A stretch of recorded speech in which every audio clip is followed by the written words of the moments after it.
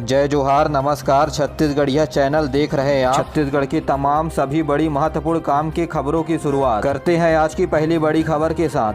प्रदेश में छुटपुट घटनाओं को छोड़कर 70 विधानसभा क्षेत्रों में शांतिपूर्ण ढंग से मतदान हुआ। मुख्य निर्वाचन पदाधिकारी रीना बाबा साहेब कांगाले के अनुसार शाम 5 बजे तक करीब 68% मतदान दर्ज किया गया, जो पिछले बार साल 2018 की तुलना में 7.83% हुआ कम। सबसे अधिक 82% दुर्ग में मतदान हुआ और सबसे कम 52% रायपुर दक्षिण में मतदान हुआ। मुख्य निर्वाचन पदाधिकारी ने बताया कि मशीनों में तकनीकी खराबी की वजह से मामले 1% आए। गरियाबंद जिले के बिंद्रानवागढ़ विधानसभा क्षेत्र से मतदान कराकर लौटने के दौरान सुरक्षा बलों का एक जवान माओवादियों द्वारा किए गए विस्फोट में शहीद हो गए। गौरतलब है कि 130 महिला समेत एक तृतीय लिंग सहित कुल 958 उम्मीदवार शामिल हैं। इनमें पाटन से मुख्यमंत्री भूपेश बघेल, शक्ति से विधानसभा अध्यक्ष डॉक्टर चरणदास महंत, अंबिकापुर से उप मुख्यमंत्री टी.एस. सिंहदेव, दुर्ग ग्रामीण से ताम्रध्वज साहू, तो वहीं लोरमी से भाजपा के प्रदेश अध्यक्ष और सांसद अरुण साव चुनाव लड़ रहे हैं। पत्थलगांव से सांसद गोमती साय,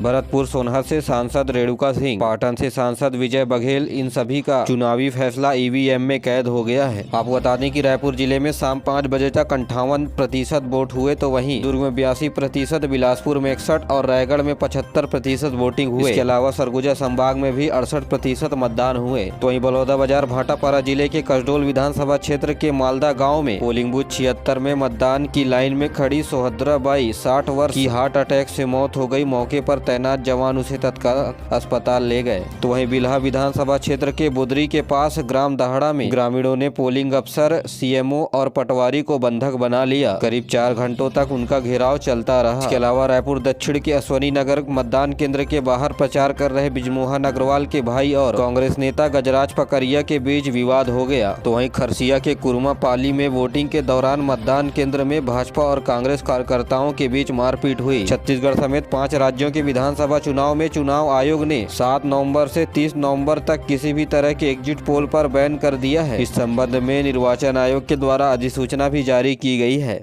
छत्तीसगढ़ के मतदान केंद्र में लगी स्कूली छात्राओं की ड्यूटी, जिला शिक्षा अधिकारी कार्यालय ने जारी किया पहचान पत्र। यहाँ राजधानी रायपुर में नाबालिग स्कूल छात्र छात्राओं के मतदान कार्यों में ड्यूटी लगाई गई। इसके लिए जिला शिक्षा अधिकारी ने आदेश दिए हैं। बता दें कि आर.डी. तिवारी स्वामी आत्मानंद अंग्रेजी माध्यम स्कूल के छात्रों की ड्यूटी लगाई गई है। इन छात्रों की मदद से मतदान केंद्र में आने वाले मतदाताओं की मतदान के दौरान आने वाली समस्याओं को दूर किया गया। अब राजधानी रायपुर में होगा इंडिया ऑस्ट्रेलिया का T20 मैच। जी हां, छत्तीसगढ़ प्रदेश समेत राजधानी रायपुर में रहने वाले लोगों के लिए अच्छी खबर है। छत्तीसगढ़ में क्रिकेट का 5वां इंटरनेशनल मैच अब Shaheed Veer Narayan Singh International Cricket Stadium में होने जा रहा है। जी हां, बीसीसीआई के उपाध्यक्ष राजीव शुक्ला ने सार्थक पहल करते हुए संभव प्रयास किया है। इंडिया ऑस्ट्रेलिया T20 मैच को लेकर होने वाले निर्णय में बीसीसीआई ने आधिकारिक पुष्टि कर दी है। बता दें कि 1 दिसंबर को भारत और ऑस्ट्रेलिया के बीच राजधानी रायपुर में मैच खेला जाएगा। ये T20 मुकाबला पहले नागपुर में होने वाला था, जो अब राजधानी रायपुर में खेला जाएगा। आपको बता दें कि सीरीज 23 नवंबर से 3 दिसंबर के बीच भारत और ऑस्ट्रेलिया के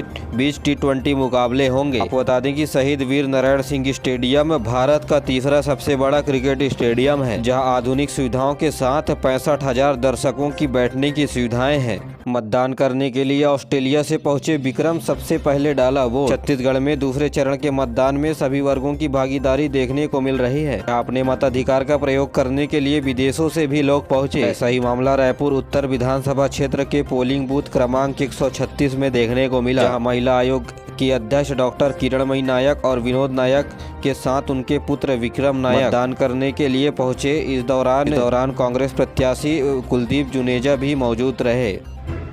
स्टील सिटी भिलाई के रेलवे स्टेशन में पूरी अहमदाबाद एक्सप्रेस के बी कोच पर लगी आग में मचा हड़कंप। भिलाई पावर हाउस स्टेशन पर सुबह पुरी से चलकर अहमदाबाद को जाने वाली ट्रेन में आग लग गया। मचे हड़कंप के बाद खबर मिलते ही रेलवे प्रशासन हरकत में आया और आग पर काबू पा लिया। इस घटना पर किसी के हताहत होने की सूचना नहीं मिली है। आग बुझाने के बाद ट्रेन को आगे की ओर रवाना किया गया। चुनाव प्रचार के अंतिम दिन भाजपा के केंद्रीय मंत्री मांडविया ने छत्तीसगढ़ में भाजपा सरकार बनाने का किया वादा। कहा, पहली कैबिनेट बैठक में घोषणाओं पर शुरू हो जाएगा काम। उन्होंने कहा कि जिस दिन सरकार बैठेगी उसी दिन से 18 लाख मकान हम देंगे।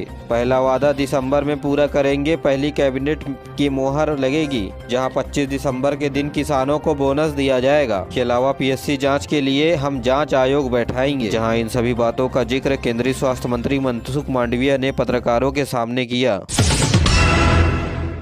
रायपुर में फिर लगेगा भारत के बेहतरीन बोर्डिंग स्कूलों का मेला। पालकों को प्रीमियम स्कूल एग्जीबिशन में मिलेगी पूरी मदद। यह बच्चों के लिए समग्र शिक्षा का महत्व काफी बढ़ रहा है। डे स्कूल और बोर्डिंग स्कूल के बीच चयन कर पाना माता पिता के लिए हमेशा बहुत कठिन होता है, जिसे दूर करने के लिए हर साल की तरह राजधानी रायपुर में बेहतरीन स्कूलों पर भारत का सबसे बड़ा 100 प्रीमियर स्कूल प्रदर्शनी एक बार फिर रायपुर में आयोजित की जा रही है, जिसमें 25 से अधिक भारत के विरासत बोर्डिंग स्कूल और न्यू एज इंटरनेशनल स्कूल एक मंच पर एक साथ होंगे, ताकि माता पिता को अपने बच्चों के लिए स्कूल चुनने में मदद मिल सके। 2 दिवसीय कार्यक्रम में एशिया के अग्रणी शिक्षा मेला आयोजक exhibition and media private limited के द्वारा आयोजित किया जा रहा है। इसका आयोजन 18 और 19 नवंबर को सुबह 11 बजे से साइजी होटल में आयोजित किया जाएगा। छत्तीसगढ़ समेत पूरे देश में एचईसीएल कर्मचारियों को दिया गया तोहफा 85,000 का बोनस। कुल 278 करोड़ रुपए कर्मचारियों के खाते में 85,000 रुपए प्रत्येक कर्मचारियों को बोनस के रूप में दिया गया है। पिछले वर्ष एचईसीएल के द्वारा कर्मचारियों को 76,500 रुपए का बोनस भुगतान किया गया था। इसके बाद इस साल 11% की बोनस में वृद्धि हुई है। बता दें कि इससे पहले 2010 में कर्मचारियों को 17,000 रुपए बोनस मिला था। 85,000 रुपए का बोनस 2,17,229 कर्मचारियों को दिया जाएगा। इस प्रकार इन कर्मचारियों के मध्य लगभग 1,800 करोड़ रुपए से अधिक की राशि का वितरण किया गया। छत्तीसगढ़ में मतदान समाप्ति के 48 घंटे पूर्व शुष्क दिवस घोषित किया जाएगा। यह वाणिज्य कर आबकारी विभाग के द्वारा सामान्य निर्वाचन 2023 के दौरान शराब की बिक्री पर प्रतिबंधात्मक कार्रवाई करने हेतु मतदान तिथि 7/11/2023 व 17/11/2023 को मतदान समाप्ति के 48 घंटे के पूर्व से मतदान समाप्ति की अवधि के दौरान मतगणना 3/12/2023 को संपूर्ण दिन के लिए शुष्क दिवस घोषित करने के संबंध में बीते दिनों समस्त जिले के कलेक्टरों को निर्देश आबकारी विभाग के द्वारा जारी कर दिया गया है। प्रधानमंत्री जन धन योजना के तहत जिनके खाते में पैसे नहीं है, वे भी अब 10,000 रुपए तक की राशि निकाल सकते हैं। जी हां, गरीबों के हित में कई बड़ी योजनाएं चल रही हैं। इसी कड़ी में प्रधानमंत्री जन धन योजना के तहत लोगों के बैंक अकाउंट खोले गए हैं। जी हां, जनधन खाता खोलने वाले लोगों को अब ओवरड्राफ्ट की सुविधा मिल रही है। इसके तहत अकाउंट होल्डर को शर्तों के साथ 10,000 रुपए की ओवरड्राफ्ट सुविधा दी जाती है। बात यह है कि अकाउंट में जीरो बैलेंस होने के बावजूद भी आप इस सुविधा का लाभ उठा सकते हैं। यह ओवरड्राफ्ट बीमा कंपनियों की एक ऐसी तकनीक है जिसमें खाता धारक के खाते में पैसे नहीं होने के बाद भी वह 10,000 रुपए से 20,000 रुपए तक निकाल सकता है। छत्तीसगढ़ में महंगी हो रही है हवाई सफर। त्योहारी सीजन तथा चुनाव की वजह से हवाई जहाज के किराए बढ़ रहे हैं। यही नहीं, दिल्ली, मुंबई, इंदौर सहित कई शहरों के टिकट 30% हुआ महंगा। बताया जा रहा है कि सामान्य दिनों में रायपुर से दिल्ली का हवाई किराया 6,000 से 6,500 रुपए रहता है, जो वर्तमान में 8,000 से 9,000 रुपए तक पहुँच गया है। तो वहीं चुनाव में नेताओं के VIP दौरा बढ़ जाने के कारण टिकट की कीमत आसमान छू रही है। बता दें कि रायपुर एयरपोर्ट में रोजाना 25 से 27 उड़ानें हवाई जहाज के द्वारा भरी जाती है। इसके साथ ही एयर ट्रैफिक को कम करने के लिए रायपुर से दुर्गापुर और राउरकेला के लिए 29 अक्टूबर से कनेक्टिंग फ्लाइट शुरू हो रही है। आपको बता दें कि बेंगलुरु से रायपुर वापस आने का किराया 10,000 रुपए से अधिक होगा।